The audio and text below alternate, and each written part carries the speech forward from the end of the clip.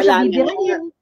Sa Alam fashion niya si sense niya. Inday, dinikdik, pinukpok niya na si Inday. Nasa rock bottom. Tama si Inday. Sabi ni Inday, di ba? Ano pa sisiraan niyo sa akin? Sinira niyo na yung pangalan ko. Di ba? Sinabi ni Inday yan dun sa Zoom ano niya. Tama naman. Ano pa bang sisiraan niyo sa kanya? Sinira niyo na pangalan niya. Inano niyo yung mga tao niya. Ano pa gagawin niyo? Kaya nga isa na nga lang pwede niyong gawin kay Inday. Ayun ay ipatagi boom boom. Pero yun nga lang, nakakagabili na. Ginawa na rin nila. Ginawa na rin nila. Ayun nga lang, nagabili na si Madam. So ano pa? Ano pa? Yun na nga, di ba? Na parang, and dito rin natin nakita yung, actually maganda na rin nangyari to, no? Because crisis reveals people. Na nakita mo yung pagmamahal ni Inday sa staff niya. Totoo. Na parang, girl, kung ganyan yung boss mo, tapos sabihin ng boss mo, ay, tigilan nyo yung pangungupit. Tapos ganyan nila iaala yung buhay niya na iba yung dating. Kasi kay Digong kasi, nakita natin kay Digong na wala talaga siyang pakialam. Wala talaga siyang pakialam. Ito si Inday, iba yung touch. Touch my body.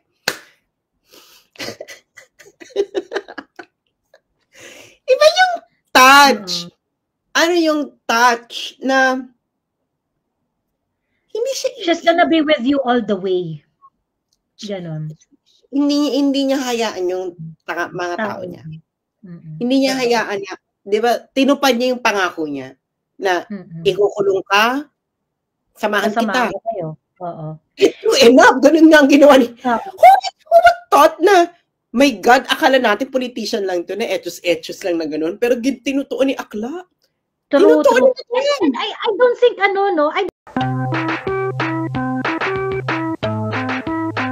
dito kasi biruin mo 41% favorable kay Bongbong. 41% favorable kay Bongbong.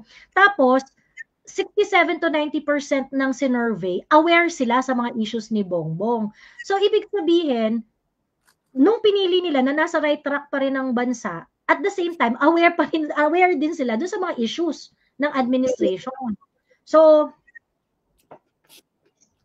what are we going to do with that, 'di ba? Well, this is the reality. Sino na nagpapasurvey? Hindi nga pwedeng sabihin kasi nga in-house surveys to, di ba?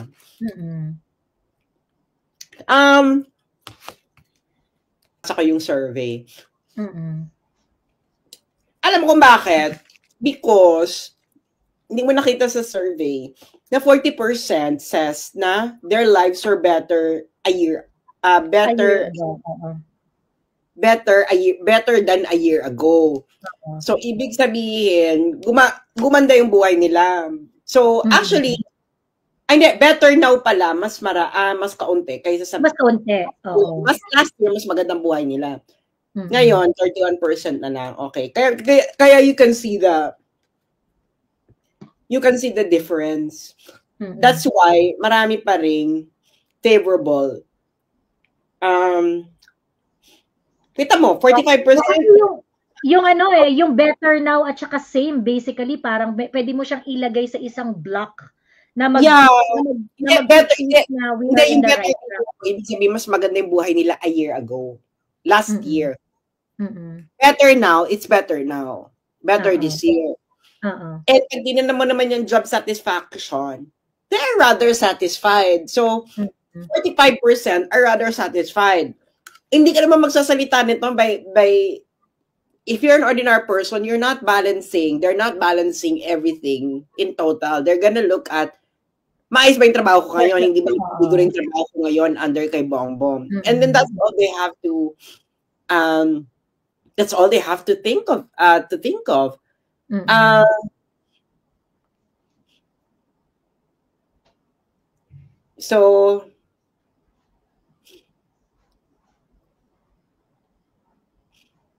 So, ayun. So, well, ang ba ano dito 77% didn't receive pad. Oo. Actually, majority of those people who asked didn't receive any benefits at all. Correct. So,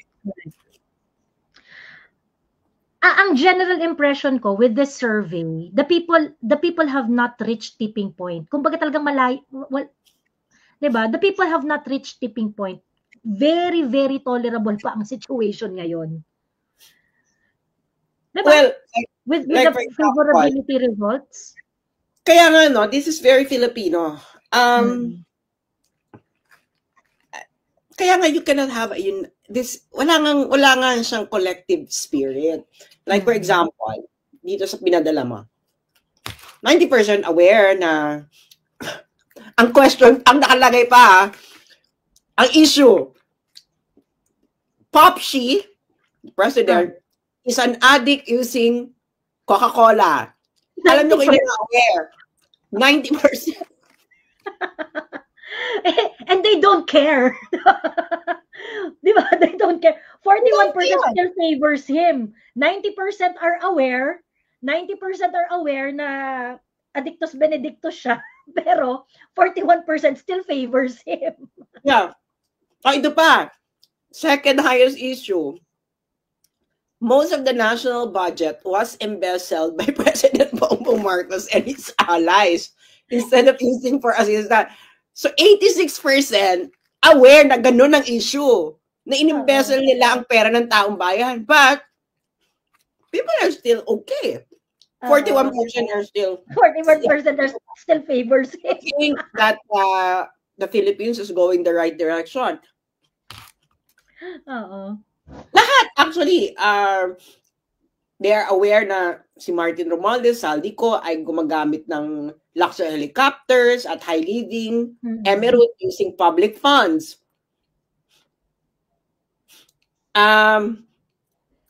Pero hindi nila naririnig yung mga isyong nire-raise ni Sara. This is so weird. They are aware of a lot of things, but they're not so much aware of okay. Whether or not believed. Ito mas nakakaloka.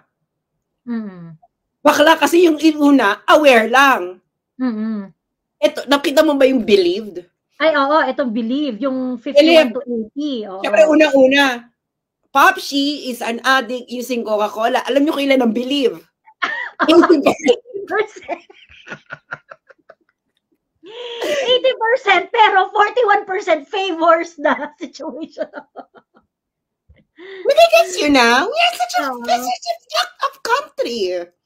Like, true. Aware, 90% ay aware, pero 80% sa kanila naniniwala na Jody Kid. Oo. Pero, bet pa rin, hindi nga to rig alpha. Ano to? This is like a survey na doesn't go out kasi this is the honest survey. Honest survey. Ito yung honest survey. Ito yung mga nasa politiko mismo. Correct. Hindi din pinapalabas si Mika. This survey is never gonna be published, guys. This is never gonna be published. Okay? And,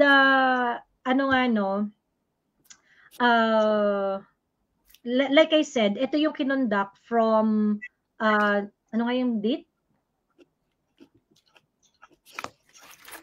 Bakla. December 2 siya na-complete, November 6 to 21 yung field work. November 6 to 21 yung field work. So, naniniwala rin yung mga tao na ninakaw daw ni Popshi at ng kanyang mga kaalyado ang pera sa flood control projects. 78% ang naniniwala.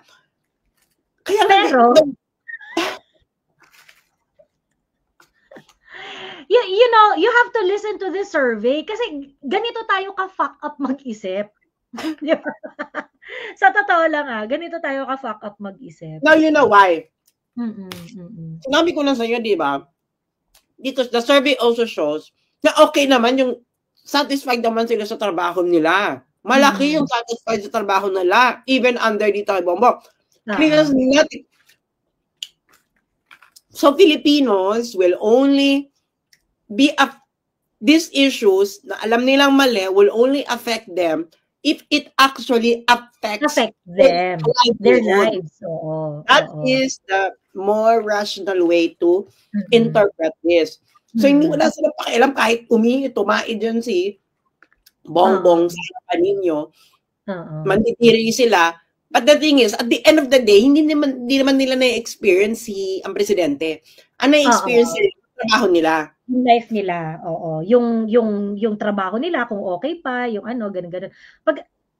Kahit yun nga, kahit meron siyang gawin ng kahit anong kalokohan. Actually, sa totoo lang, kung kung makikita to nila, na survey na to, this actually gives them a level of comfort na kahit anong gawin nila. Kahit anong gawin nila, carry lang. Ayan. So that is why, kaya nga challenging to. Kasi parang, how do we make it undoubtedly majority aspiration na matigil yung mga bagay na ayaw natin? Nang hindi, kasi kagaya nito, hanggat feeling nila, ayos naman yung ikita ko, steady naman yung income ko, so chill lang ako. Diba? How do you make them understand that this situation actually affects them? Actually, you cannot make them understand because if you're gonna do that, you're gonna devolve into being kakamping. Let me educate you. Let me educate you, You cannot nga. Ayun, so hindi nga siya fake survey. Kung fake survey to, nilabas na to. Hindi nga siya fake survey. Hindi nyo nga ito makikita in public. Dinidiscuss lang namin to dahil may nagbigay kay Joey. Na isang survey firm ba nagbigay sa'yo? Survey firm. Isang empleyado sa survey firm. Actually, hindi empleyado. Parang basta, isang concerned citizen na mayroong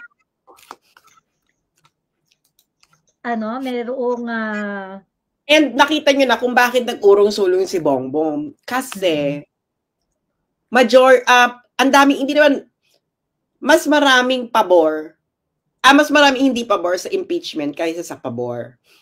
And, actually, sa Luzon lang talaga malakas. 35%, 37 at 36% ang pabor.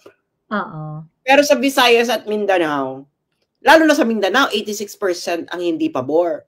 Sa Visayas, 49%. So, ibig sabihin, hindi pa nila napipenetrate ang aking kipi. True. Kaya kita mo, ang bigay nila ng ayuda madalas, saan? Mindanao. Yes. Kasi, ang lakas ni Sara, can you imagine? 28%. Actually, yung Visayas, parang nakukuha-kuha na nila. 28% kumpara sa Mindanao na 5%. Pero maliit pa rin yun. So, ibig sabihin, kaya nag-urong-urong sulong yan, nakita nila to, ay puta. Pwede, magkaroon ng mga tao. Diba? Kasi nailabas na nila lahat ng gusto nilang ilabas kay Sara, baka ganito pa rin. Actually, pareho sila ni Bongbong. Ilalabas na lahat ng lahat na narinig tungkol kay Bongbong. Nailabas na. Ganun pa rin, ganun pa rin yung mga karamihan ng tao. Lalo na kay Sara. Kasi mas mataas yung favorability ni Sara. Lumabas na yung mga, ano nung pinagsasabi nila kay Sara, ang reaction pa rin ng mga tao ay, okay.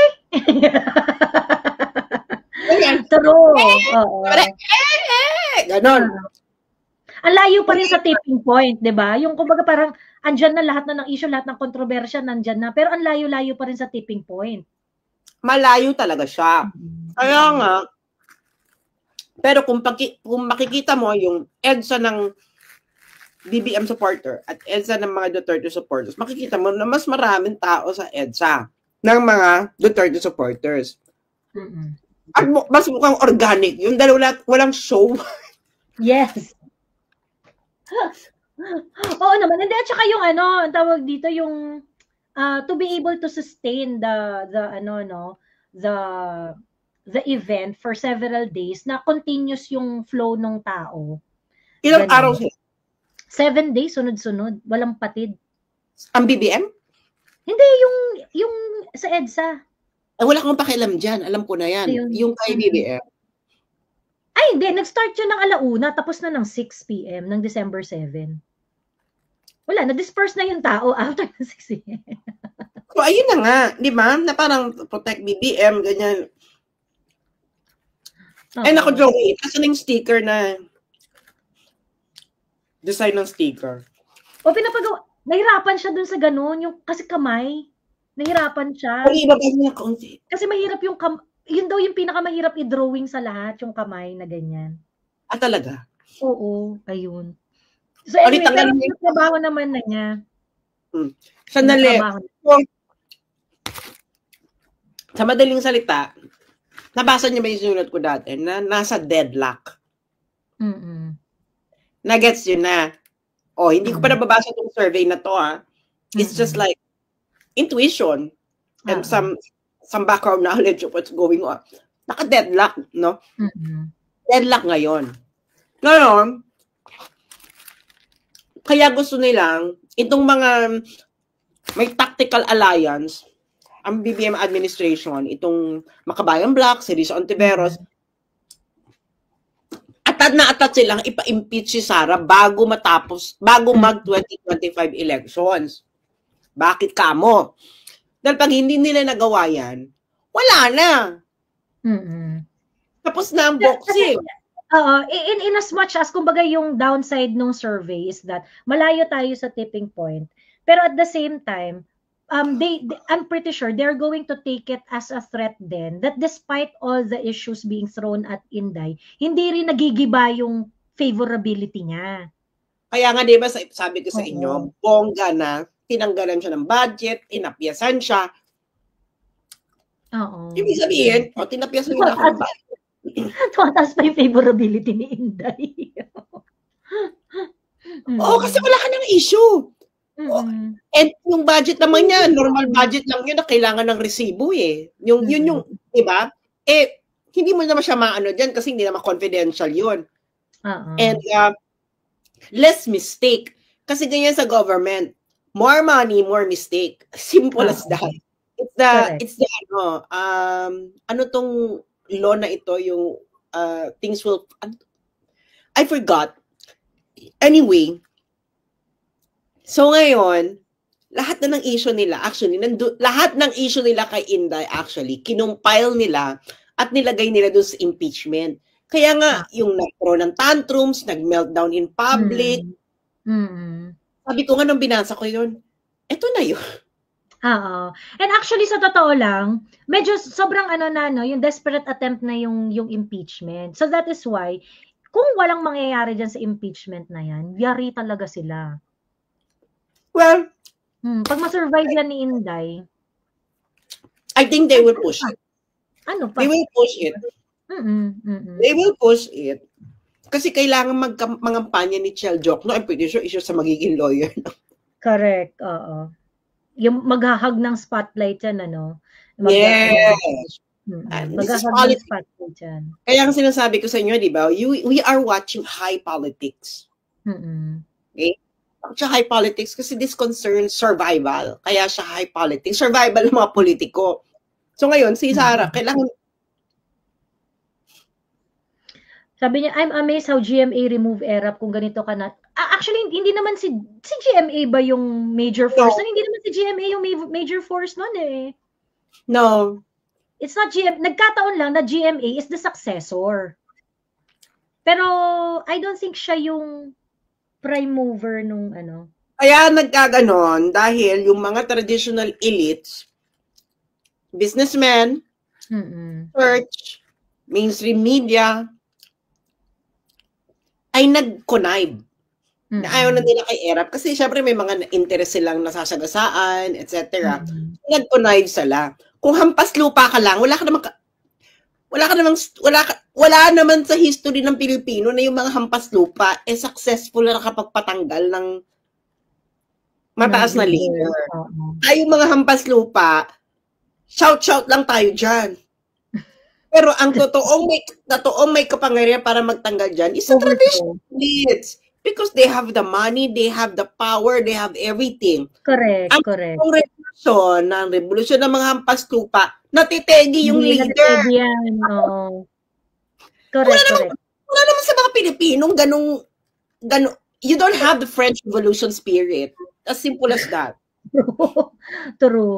True. Kaya nga sabi ko, may nagtanong sa akin, sabi niya gano'n, kung ayaw nila tayo samahan, okay lang, tayo na lang, ganyan. Merong parang, yung nag-express ng sentiment na sa akin na gano'n. Sabi ko, actually sa totoo lang, kung ganun lang rin pala ang gusto ninyo, freedom of expression lang pala gusto niyo, masaya na kayo eh. So, ibig sabihin, wala ka talaga intention to re-revolutionize things, di ba? Wala. So, parang inaano mo na, kung ayaw mong isama yung mga dapat isama para maging para maging successful para makapagbuo ka talaga ng meaningful change, hindi po pwede yung hindi po pwede yung tayo. Kaya nga ito,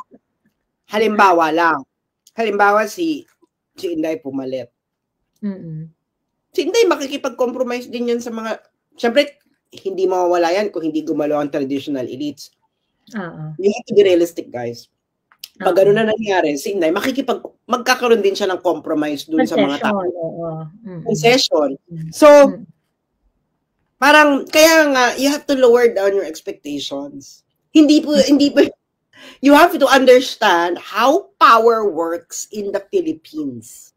And if you don't know that, you will up for some great disappointments or niloloko mo lang sa Inday is never the solution to the problem of the Philippines, Let's just make it clear. Inday is not the solution sa lahat ng problema natin sa Pilipinas. The most that Inday can do, let's say, kunwari, in the future, maging leader si Inday or whatnot, ganyan, she can facilitate at least kahit papano on how we can understand the problem and how we can address the problem. But parang for it to be the ultimate solution, hindi yan ganun. Kaya nga to set expectations, right? Magkakaroon din yan kaya nga maganda nga ngayon na walang kakampi si Inday, no? Parang nakikita natin, para itong si Digong, no? Na walang utang na loob kahit kanino. Diba? So, parang siguro in a way sa INC, but hindi naman ako natatakot sa INC, alam mo yun. Parang, INC is the least of our problem, to be honest. Alam mo yun, parang, true. Kung gumingi man ng concession INC, ako sabi ko, Diyos ko, bigay nyo na, Diyos ko na yung INC naman niya. At least may konsensya kasi maka-Diyos di ba? Hindi, ako kasi, at least, INC, nakikita mo saan nila dinadala yung kung ano may track record of development and progress, di ba? Yung mga INC nakikinig dito, hindi ko kayo binubola. Sinasabi ko lang totoo. Nakikita naman namin. Di ba? Pumunta kayo sa eskwelahan nila. Ang ganda-ganda na eskwelahan nila. Same way ka kay OJC. Di ba? Naloko kayo mga kay OJC kumpa na parang ganda pala dito. Ang ganda pala ng Jose Maria Cali. The same way with INC, nakikita mo na, Diyos ko, Lord, nung tinunam yung mga simbahan nila, hindi nila tinitipid yung kanilang mga nakikita, yung kanilang business na Muebles. You know where the nation is going. And they all wanted is to be left alone in their practice. Totoo. By the way, kasi I'm pretty sure na nag-declare na yung INC to support ang sinabi ng INC is they are supporting the position of the president that impeachment is not helpful for the country. It's not gonna bring any good to our country. So ngayon, yung rally ng INC is premise on that. Ganon. So ngayon, syempre, yung mga ibang mga politiko who doesn't want to yung who doesn't want to offend INC and doesn't want to offend the president, ang take nila doon, like for example si Chis Escudero, sinasabi niya na hindi kasi ang supportive ang INC sa BBM administration kasi they are supporting his stand. Ganon. E di parang parang ang kwentong bakla. Wala tayong magbaklaan. Parang ano ba, Bex? Parang bobo kami gaslight. Narinig namin lahat. Ito si Chis, no?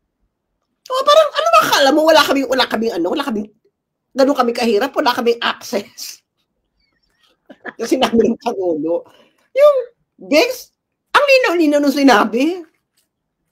Binasa pa namin, pinakinggan pa namin. Diyos mio. Anyway,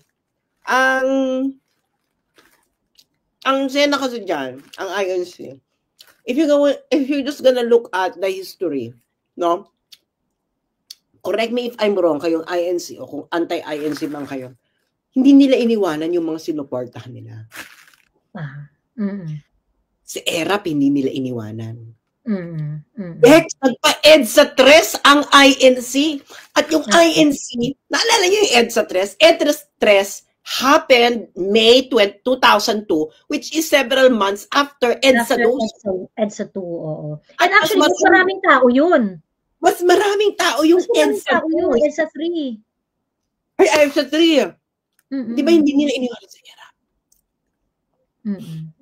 Kaya sabi ko, kita mo, binaboy-baboy na ng tao si ERAP. Natanggal na ng revolusyon ng INC. Diba? But they stood by him. They stood by ERAP. Kasi, parang palabra de honor. I don't know much about INC, no? Pero that's how I read it. It's like palabra de honor na ito ang sinuportahan namin, sinuportahan ng grupo. So hanggang dulo. Parang ganyan, di ba? Hanggang dulo tayo. Sinuportahan namin ang parang kasi yan, sinuportahan namin ang pagka-presidente niyan. Hanggang dulo tayo. Di ba? Ayusin mo, hindi naman tinapos yung impeachment. Ganyan. So, ngayon, kay VP Sara and President Marcos, they are put in a bind because INC supported both. Nag-gets mo na, supported both. Ngayon, magaling yung pagkakaposition ng INC.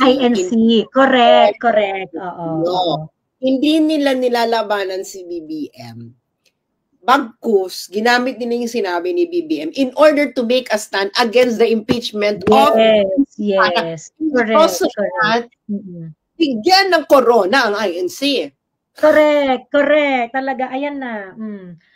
Ang tawag dito, yun nga, kasi yung doon sa part na yung INC hindi mangiiwan kinembular ganyan.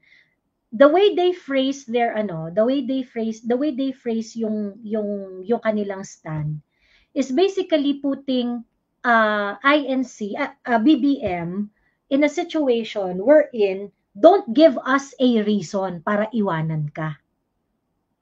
'Di ba? Ganun yung kembot nung INC. Do not give us a reason para iwanan ka. Ayun. So, well, it's up to the president kung gaano niya ipupush yung kanyang position. And if the president is not going to push for his position, he's actually pushing INC away. Kasi INC supported him because of palabra de honor, because of ganyan. Now, if you're not gonna be true to your words, if you are not gonna be true to your words, then INC would not have any choice. Kasi they cannot support someone who is not true to his words.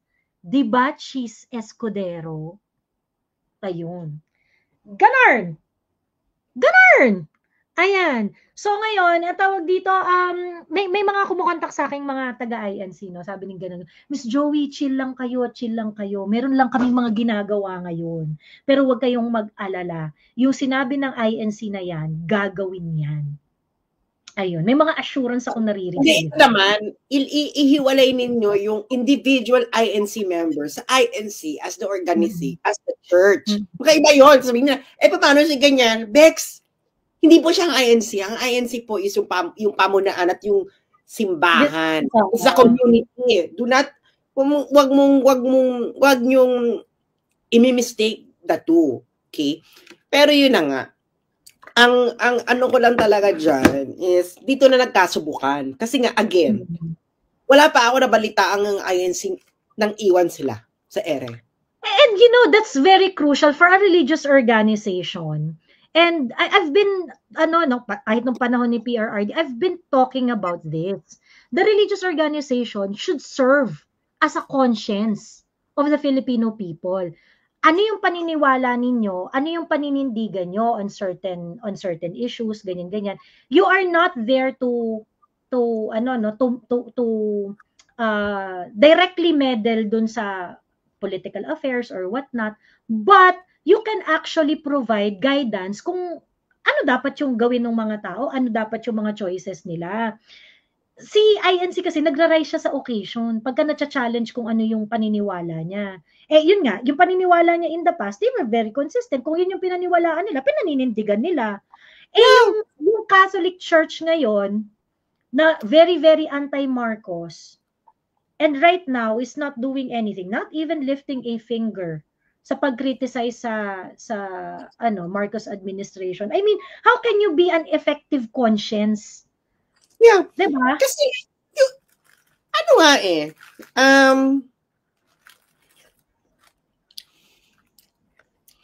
well, iba rin kasi Joey, ang history kasi ng INC. The Catholic Church is a traditional elite. INC is not a traditional elite. INC is a indigenous Filipino religious group. Nagets mo, it's not an imposition from outside. So itinayo yan sa loob. And I believe, correct me if I'm wrong, it's workers' religion. Mga trabahante, mga it's a workers' religion. It's a workers' kasi it's part of their it's part of their parang yung duty ba sa church na you make sure na yung kapatid mo or yung kapatid mo sa pananampalataya, ganyan-ganyan, you extend lending hand para ma-employ, para ganun-ganon. Kasi nga parang yun yung isa sa mga nila, yung isa sa mga, I wouldn't say culture, no, but it's really one of their duties ba? That you help your brother. Ganon. Yes. So, kasi, ewan ko nga, correct me if I'm wrong yung mga taga-ANC dito. Yung founder kasi niyan, very historical din kasi yung, it has a place in history din kasi yung pagkakatayo ng Iglesia ni Cristo. Kasi it was formed during the colonial era by a native Filipino. So parang meron yung anti-colonial di ba? Di ba meron yung anti-colonial aspect, yung INC. Tama ba? Yung mga, ikaw ba after dark perspective, ano ka, Iglesia? Sabi ni Sheridan, yung na naman si Sas, puro history din, ina-assume niya gayon. Sino ba to si Sheridan? Paulit-ulit. Si Sheridan. Oo. Sheridan, ang tawag dito, since nandito kasi mula ng live, kung gusto mo makipagbaraga, pwede ka umakyat. Oo, wag ka dyan sa comment. Bigyan kitang hagdan. Ayan. Kaya yan ang... excuse naman niya, ay hindi, busy ako. Start na live hanggang finish, 4 na oras na live, nandito tapos busy. Ganyan parati yan, di ba? Ganyan parati. Parati nagginagayon ako ng Sheridan, pero wala namang ambag. True. Anyway. Ayun. Sino ba dito? Yes po. May INC ba dito na yung parang yung INC was founded during the American colonial era. And then meron yung anti-colonial undertones yung INC kasi nga yan basta yun parang may ganon. Just correct me if I'm wrong. Just correct me if I'm wrong about the anti-colonial undertone. Pero yan ang parang... That's not only true sa iglesia, I would say. For example, yung Aglipayan, Aglipayan also is, di ba? Parang yung meron talaga siyang Filipino flavor na approach sa Catholic belief. Kasi ang difference nila, allowed yung marriage dun sa mga pari di ba? Pero yung mga some practices and is quite similar.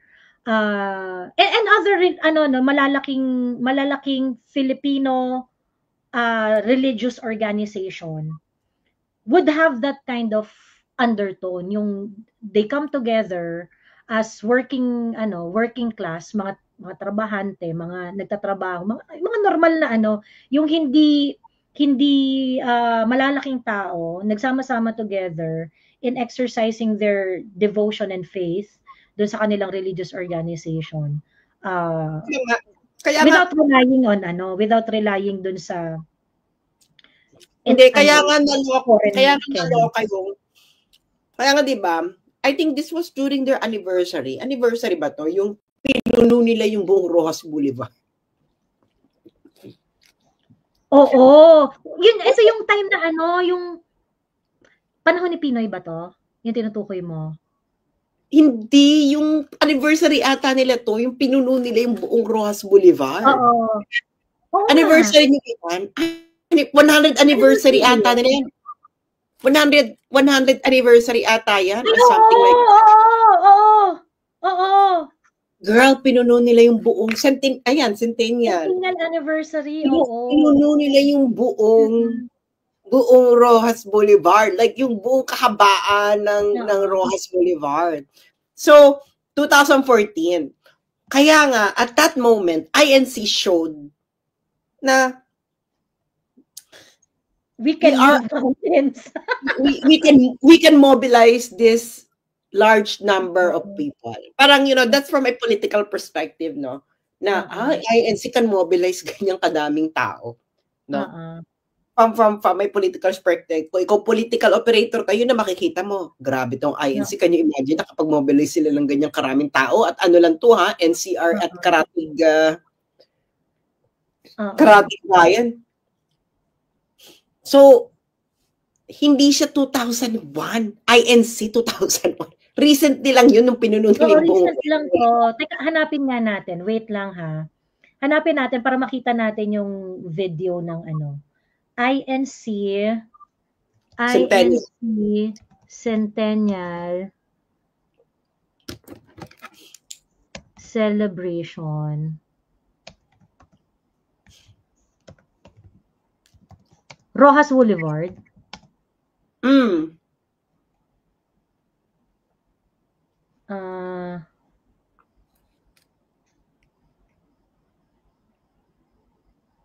10 years ago to. 2014 yata. Ayan, 2014. Oo. Kasi 100 years yan eh. Ano to sa Philippine Arena to. Teka.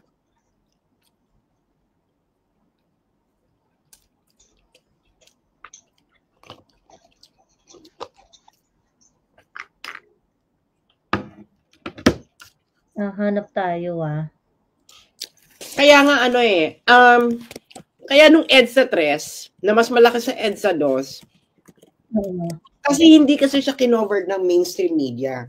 So parang the mainstream media killed it. No, parang it's just there, it's the big elephant in the room. Siyempre, pag hindi na may babalita ng mainstream media noon, hindi kayo aware. So not 25 lang yung nagbabalita. Pero girl, kung ngayon nangyari yung EDSA 3, na merong kung ngayon nangyari yung EDSA 3, na led by INC, tapos kayo. Kasi nga, noon kasi, mainstream media lang yung nagkocontrol ng narrative. Ito girl, hindi na. Ayan, Worldwide Walk. Ano ba yan? Ito, ayan. 5,000 kaanib na iglesia ang sumali sa charity walk sa Pasay City. Idinaos ang aktibidad para makalikom ng pondo para sa mga nasalanta ng Bagyong Yolanda. Makibalita tayo kay Victoria Tula. Madaling araw pa lang, puno na ng mga miyembro ng Iglesia ni Cristo ang CCP Complex sa Pasay City para sa kanilang worldwide walk na inialay sa mga biktima ng Bagyong Yolanda. Pagsapit ng alas 6 ng umaga, bistulang nagkaroon ng dagat ng mga tao sa kahabaan ng Rojas Boulevard sa dami ng mga sumama. Natapos ang walkathon sa Rizal Park sa Maynila kung saan isang mini-concert ang ginawa. Ang grupo ng teenager na si Clark Abisilia tila hindi napagod sa ilang oras na lakaran. Sobrang saya po. Unang-una po kasi nakatulong po kami sa mga nasalanta ng Bagyong Yolanda. Si Tatay Chris Pulo Pauyo kahit 80 anyos na, 100,000 ang bilang ng bakso. Ganyan meron niyang aerial shot. Tingnan natin. Bakit po kayo sumali? Gusto kong makatulog. Ayon sa opisyal ng Iglesia ni Cristo, kaninang alas 4 ng hapon, umabot na sa mahigit 100,000 ang bilang ng mga lumahok sa walkathon. 100,000 pegs! 100,000! Bang! Yari ka! Layon din ng Iglesia ni Cristo na makamit ang Guinness World Record para sa largest charity walk in one day and in multiple sites. Kinagabihan na laman ang kabuang bilang ng mga sumali sa worldwide walk. Mahigit 175,000 na miyembro raw ng Iglesia ni Cristo ang lumahok. Ang bilang na ito, kinumpirma mismo ng kinatawan ng Guinness World Records bilang bagong record sa kategoryang largest charity walk in a single venue. Walang pagsidlan ang saya ng mga miyembro ng Iglesia ni Cristo.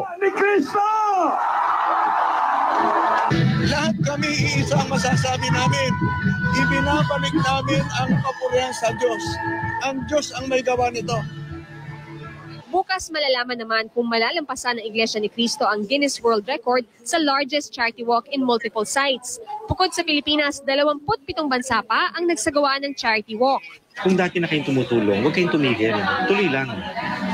Marami pa. They were able to get both records, no? Yung simultaneous at saka yung single event.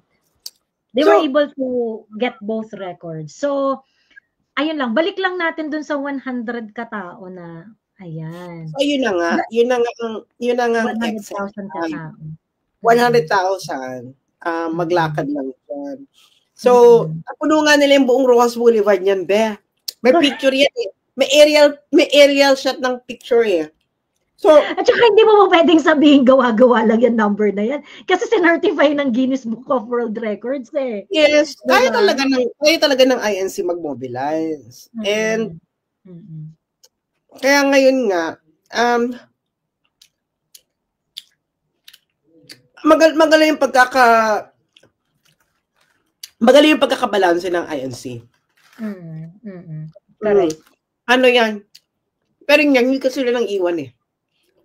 You have to be really dukdukan ng kasamaan para iwanan ka ng INC. Iwanan ka nila. Well, I think the question nga is framed na parang do not give us any reason. Diba? Do not give us any reason to leave you. Kasi kung yung paninindigan ni Bongbong, yari ka. Yeah, exactly. Diba, parang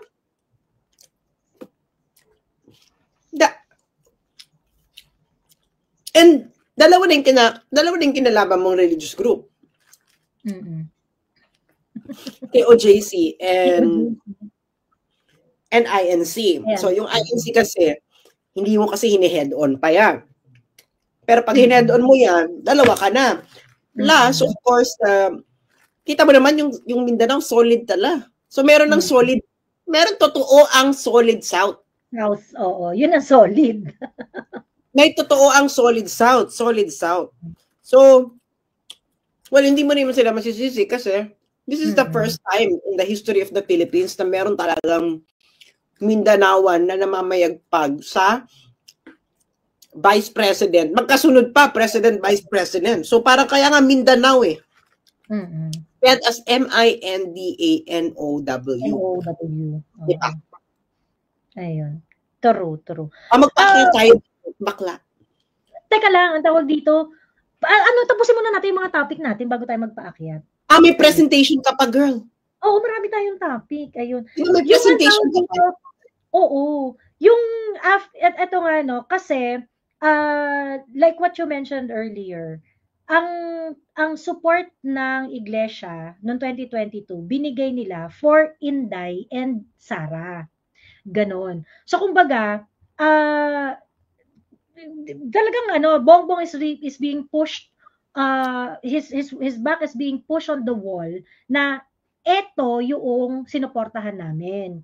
And the other side of the coin, while INC wants to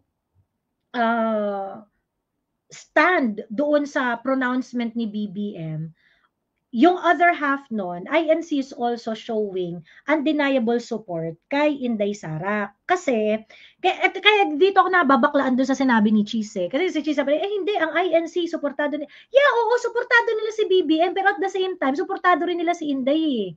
Rodante Marcoleta, Congressman Rodante Marcoleta, express his intention na if Sara would allow, he's very willing to be the defense lawyer of Inday Sara sa kanyang impeachment hearing. Paano gagawin natin dyan, Bongbong? Paano gagawin natin dyan? Chel joke, no? Diba? That is the, that is the problem of the, kaya nga sinasabi ko, nagmamadali na nga silang tanggalin. Because pag hindi nila natanggal si Sara, wala ka ng chance, Risa. Kaya nga nagpupumilit yan, yung akbayan, ganyan. Kasi nga, parang, ito naman yung Makabayan, no? Magkaiba yung Makabayan sa Akbayan na. Akbayan is Risa. Makabayan is ito sina Franz Castro. They are totally different. At magkaaway sila. Magkaaway sila, correct. Magkaaway yan. Ngayon lang sila nagkakaroon ng tactical alliance. Kung hindi nyo alam yung ibig sabihin ng tactical alliance, i-google ninyo para malaman yung pagkakaiba ng tactical alliance at alliance na strategic alliance. Anyway. Ayun. Ngayon, bakit sila nagpupursige? Kasi nga wala nang, nauubusan na sila ng time. Kasi after 2025, magkakaroon na ng mga realignments. Kasi ang paghahandaan niya, pagkatapos ng 2025 election, ay 2028 election. And that is only 3 years from 2025. And you need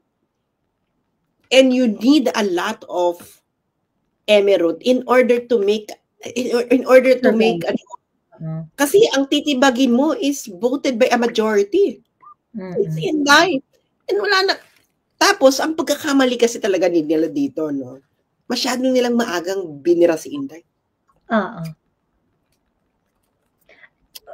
Tingin ko, sabi kasi nila, nag-hire nga, di ba, si Senator Amy nagkwento nito sa mga public interviews niya, na yung PR consultant daw ng admin, ang advice was really na to bring Inday as early as possible.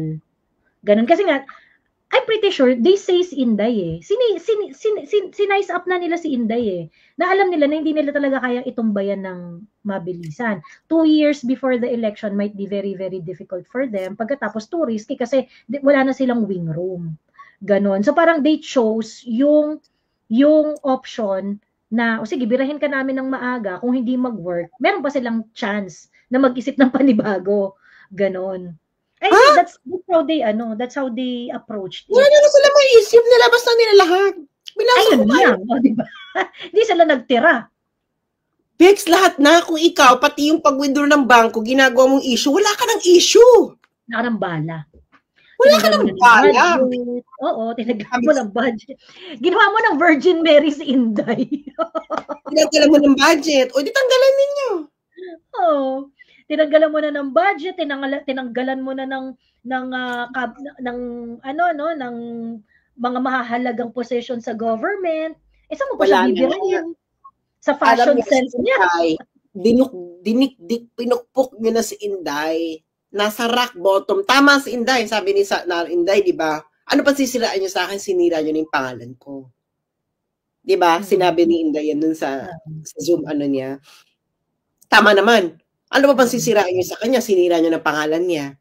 Inano niyo yung mga tao niya. Ano pa gagawin niyo? Kaya nga isa na nga lang pwede niyong gawin kay Inday. Ayun ay ipatagi-boom-boom. Pero yun nga lang, nakakabilin. Ginawa na rin nila. Ginawa na rin nila. Ayun nga lang, nagabilin na si Madam. So ano pa? Ano pa? Yun na nga, di ba? Na parang, and dito rin natin nakita yung, actually maganda na rin nangyari to, no? Because crisis reveals people na nakita mo yung pagmamahal ni Inday sa staff niya. Totoo.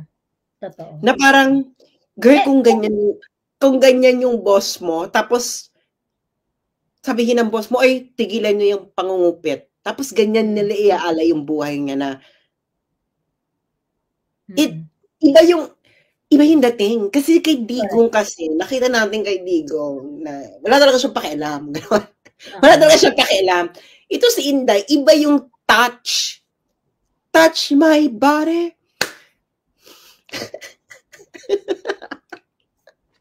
Iba yung touch. Ano yung touch na hindi siya... She's gonna be with you all the way. Ganon. Hindi niya hayaan yung mga tao niya.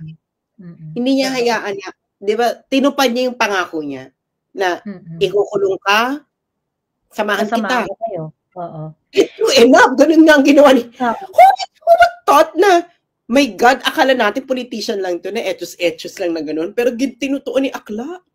True. I don't think